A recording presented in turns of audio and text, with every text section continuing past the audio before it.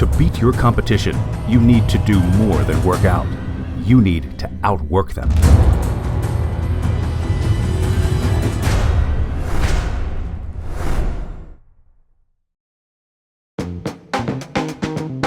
Currently, we're on our way to go see my coach, Oscar Ardon. It's a little bit of a ways, so I try to prep at least like 3 meals with me. At this point in my prep, you know, about 8 weeks out, we already started putting fish in the diet. Unfortunately, today, I left it in the oven a little bit too long. Because we want to be ready a little bit earlier than usual. One of the most important things we're using right now is a lot of white rice, a lot of chicken breast. Everything is pretty much just plain, you know. What we ever noticed, and before I used to do a lot of sweet potatoes and stuff like that, but me and Oscar have noticed that my body responds a lot better with rice. So I know it sucks that pretty much eating rice for every meal, but you gotta do. I mean, you're at a point where you don't really eat for comfort anymore, you know. This is what you gotta do to get in shape, and you gotta be willing to do it. One cool thing I'm gonna say about my coach is I am allowed to use a little bit of condiments on my in my meals. So yes, it's not as dry. This fish, this chicken is very hard to put down. Eventually, you know, we'll cut it out, but for now, we do use a little bit of ketchup. You know, chicken is very hard to eat, so I usually cut all my chicken up after I'm finished weighing it out. Just makes the food easier to go down, you know. So we have 3 meals to go. That's for the road. Don't make fun of my my little bag. It's my little to-go bag. 2 things I've used whenever I'm heading to Oscar, especially for an hour and a half, 2-hour drive. Always make sure I have my adrenaline drive, and I always make sure I have one of my Hypercrush RTDs, basically to start my workout. Yeah. So adrenaline drive is just good for keeping me focused while I'm driving. You know, traffic is bad and everything like that, so I always like to stay focused, like I say, awake and everything like that, so don't get into any car accidents and stuff like that. Hypercrush, it's gonna be a leg workout, so I definitely need these. I should eat that one before I leave. Yeah, I should eat this before I go. Because I don't, especially when you're training legs, I don't want to eat right when I get there. You know, I need to give my body a little bit of time with the meals in me. So the balloons basically were for the fact that I got invited to the Arnold Classic. You know, my girlfriend Taylor, she went out and she just got me some congratulations balloon, because it's a very, very prestigious show. You know, a lot of people put in for it and they don't get it, so it was just a huge accomplishment, you know, getting invited into the Arnold Classic. So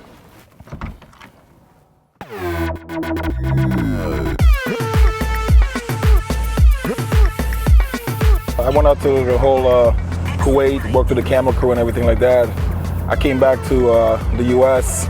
I did 2 shows. I did the New York Pro, which I played 5th. Then I went to California and did the California Pro, and I also placed 5th. And I was a little bit down, you know. I went out to Kuwait for 4 months, and I didn't get the results that I wanted and everything like that. Great potential, big guy. Why is he not winning shows? Why is he not in the top of the Olympia? His posting sucks. Training sucks. Nutrition is not really individualized for his needs. And after doing shows and not winning, mindset begins to create doubt and negativity, and then that affects your work ethic, that affects your everything else. It's like a virus that corrupts you. I reached out to Oscar and I told him that I'm thinking about doing the Arnold and everything like that, so would he be interested in prepping me for the Arnold? And it's funny because he asked me one question, and he's just like, let me ask you one question. And I'm like, okay, he's like, you got to be totally honest with me. How do you feel you would do if we prepare now for the Arnold Classic? Maybe top 5. I was like, we're not gonna prep and coach and train for a maybe. We're gonna prep and coach for a definite. Then I'm not gonna train you, I'm not gonna prep you, because I'm not gonna prep you to take 6th place or 5th place or 3rd place or 4th place or 2nd place. I'm prepping you to win. right there, I just like his mentality and everything like that. If you're gonna train for a show, doesn't matter who's in the show, you got to train to win. And we talked about it, and he said, like, you know what? Skip the Arnold. Let's work together for the New York Pro of 2018. I'm like, all right, let's do it. So we trained, and man, I've never trained like that before. He was moving weight, but he wasn't actually connecting, contracting the muscle, and utilizing fibers to recruit muscle connection. He was picking them up, but not really contracting and standing in everything, with the calves, hamstrings, glutes, quads, everything else. And I was like, damn, this is so exhausting. It's so hard. It was, because I never trained this before. The best compliment he gave me 2 months after we trained, I began training him, he said to me this: for the first time, I feel like a bodybuilder. It's going to be a good prep for this Arnold, and a lot of people are going to be impressed with the improvements that we made.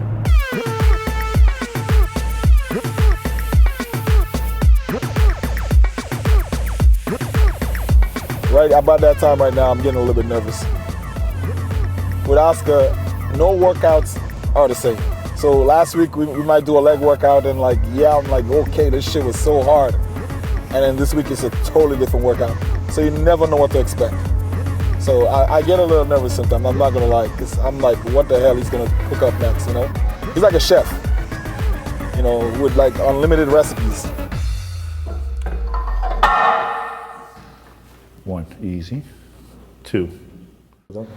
He's lost a lot of shows by default because he never asserted himself like he's doing right now. He never surrounded himself with the right group of people, the right of encouragement, and the right mindset. Make sure when you squeeze to the top, and when you lower it down, don't lower it fast. Lower net control. Like, even when we shrug, you don't go down, you control the negative. Same thing. And right now, he is where he needs to be going forward. He's happy, he's hungry, he's determined. 9, control 9. 10 more, let's go, Akim, let's go. 1. But the most important thing that's different is the ability for him to believe in his own self. 9, up, squeeze it. All right. That's it, control it. 3, come on. 4, slow, good. 5. 10, let's go, 10 more. 7, 8, 9. Awesome, let's go. Let's go, superset, come on. 9, squeeze. Let's go, 10 more, let's go. Even half reps. 1, 9, squeeze, up. Okay. First set was hard. I started at 12. I know, but you kept going. So when you feel you're gonna fatigue at 10 or 12 or 9, whatever, keep going, but keep the reps half, because you won't be able to get a good contraction anymore. Okay? 5 more, let's go. Right away. IFBB means I can't be full control. Slow control is the way, man. Let's go. I can't get him. Yes, you can. You're doing it. There's no can't. It's only do. 8, 9, great. That shit was brutal, man. I hate doing calves. When you say you can't, I understand what you're saying, but so the first 5 or 10, you can, right? But after that, it's hard to do it that way. All I want you to do is keep the same tempo. Yeah, you might not be able to get full reps, but you're able to get half a rep, do half a reps in that slow, controlled tempo. Because everything as an instinct, as a human being, is telling you, run away from fire, run away from this, run away from the pain, stop, hurry this set up faster so we can finish. But I'm telling you the opposite. Embrace it, do it in a controlled way until it's finished. Does it hurt more? Fuck yes. But that's where the results come in, man. Most people stop when it burns. Most people stop when they can do a full rep. We go beyond that. 9. We always have. Okay, good. Funny if I was training calves all the time. But I'm not gonna lie, I skip them sometimes. Oh, the truth fucking comes out. Now every fucking Wednesday we're doing calves. Thank you. Pain from calves is different from anything else. Like how much they burn, different from quads, anything else, hamstrings. And we train quads and hamstrings. He'll say the same thing about quads and hamstrings. Should we pose it? No. You can, but your body won't be able to. You can pose up top, but your body won't be. You haven't, because of the leg training we're going to do. There's no clarity. There's no clarity and separation But he'll come again, we'll do something upper body like shoulders or chest another time, and you'll be able to pose well. Right now, all the blood flow will be in your legs, which means whatever blood flow you have up top, your body will look flatter because everything's gonna be down here. So you want to show your true best. I don't advise anyone posing after leg day. If you train leg days intense, dude, you can barely stand after you train legs with me. How are you gonna pose?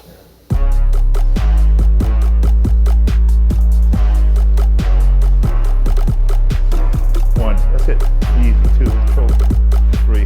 When you train with somebody like Akim, you get to know each other intimately in the gym, understanding each other's energy and vibrations and what we need from each other.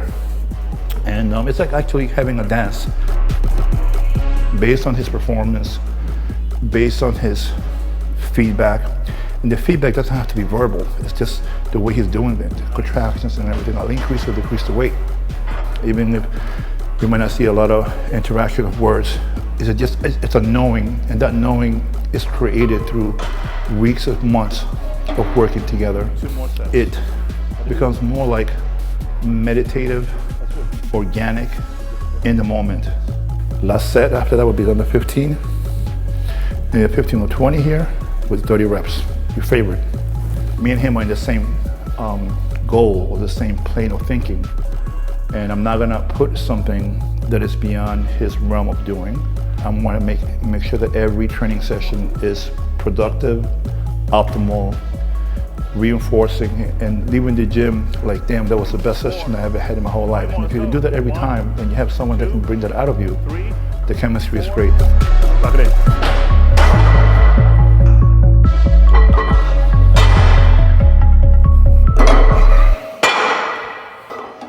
I'm gonna get 15 there, 20 with this, stay there. I'm gonna take 3 or 4 plates off, and 30 reps, so 50 reps total. Did it last time.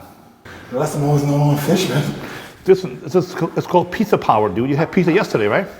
Oh wait, you saying I should take it easy on you because you have fish? All right, let's do 1 plate now. No, hell no.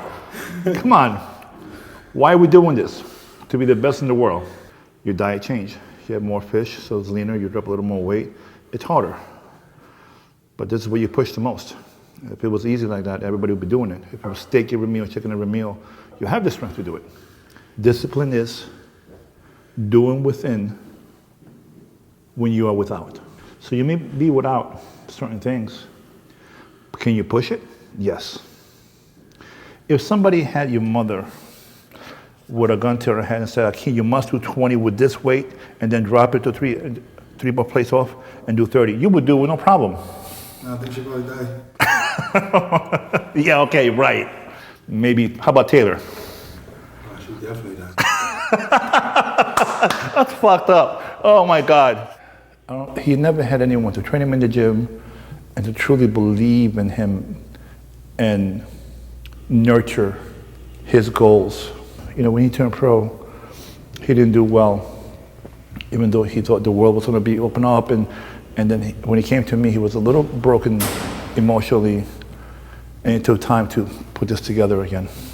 And he said he's in a good place, really good place. And here we are getting ready for the Arnold Classic. He could have gone to the Olympian points, but it's best to go to Olympia with an Arnold Classic victory. I think so. What do you think, Mr. Williams? I just want to get through this set. That's honest, dude. That's transparent. That's real. Let's go. And like real. People are not gonna like this video because we're not making a whole bunch of noise. I've never been a bodybuilder, or should I say somebody that makes a lot of noise.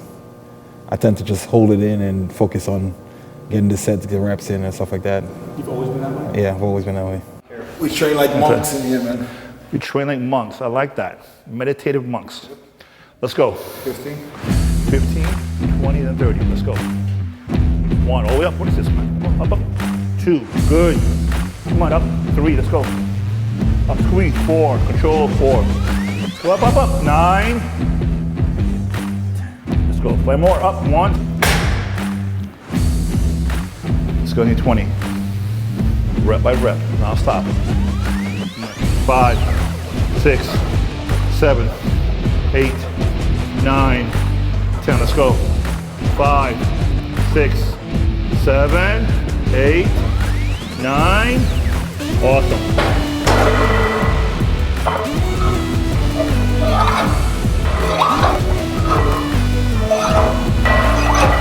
Come on, 30. Let's go. Non-stop.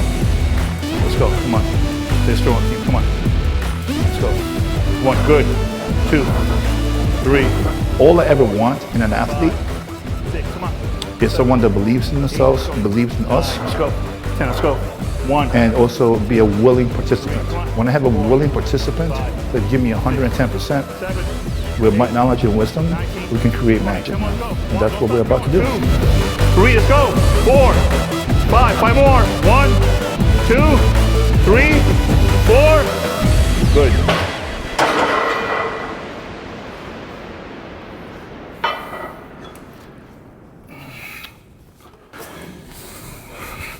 That was brutal. That was what? All part of the process, baby. All part of the process. It was more intense than last week. You know why? You did a 20 with the same weight, but when you dropped down last week, you did 6 plates, this for 30 reps. This thing you did 7 plates for 30 reps. See, if I would have told you your mind would have gone to the body, go, oh wait, that's too much, I gotta stop at 20 or 25. But you thought it was the same, you ended up doing it. So your mind really controls everything. So I have to like kind of alter your mind a little bit in order for you to accept what's coming.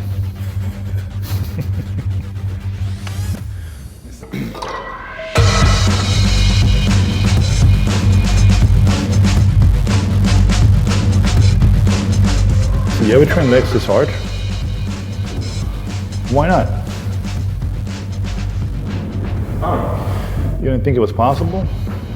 Or you thought what you were doing was hard? It's easier if you do 6, 7 plates for 6 or 10 reps than doing this for 20 reps. Mentally harder, physically harder, and it stimulates your metabolism so much more. That's why people don't do it that much, because it's hard. Perfect. Perfect. Much better than last week, man. This is Akim now, in a different place mentally.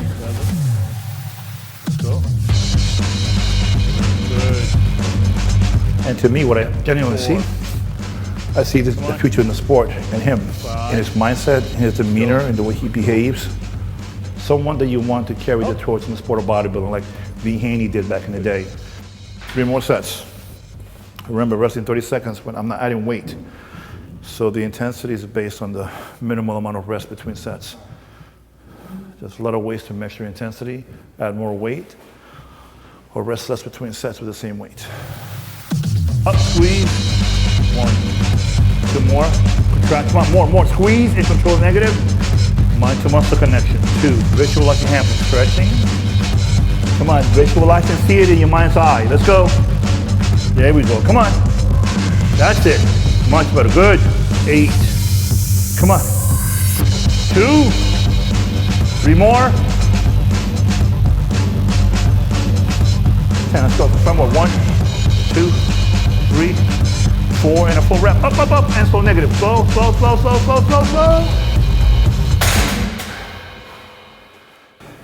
Can you walk? No? All right.